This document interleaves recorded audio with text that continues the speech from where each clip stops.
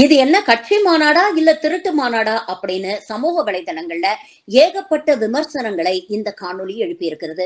தாவேகா கட்சியைச் சேர்ந்த பெண் ஒருத்தரே அந்த மாநாட்டுல நடந்த அவலங்களை இந்த காணொளியில விவரிக்கிறாங்க. இந்த மாநாட்டுல கலந்துகிட்ட தன்னுடைய ரசிகர்களுடைய உடைமைகளையும் பாதுகாப்பையுமே உறுதி செய்ய முடியாத விஜய் அவர்கள் எப்படி 8 கோடி தமிழக மக்களுடைய பாதுகாப்பை உறுதி செய்ய போறாரு அப்படிங்கிற கேள்விய சமூக வலைதளங்கள்ல எதிர்கட்சியை சேர்ந்தவர்கள் எழுப்பிட்டு இருக்கிறாங்க. இந்த காணொலியை பத்தி நீங்க என்ன நினைக்கிறீங்க? உங்க கருத்துக்களை பதிவு பண்ணுங்க. தண்ணி பாட்டில் இதெல்லாம் வாங்கலாம்னு சொல்லி நாங்க கூட்டத்துக்கு வந்தோம். வந்த வாட்டி பர்ஸ் அடிச்சுட்டாங்கண்ணா.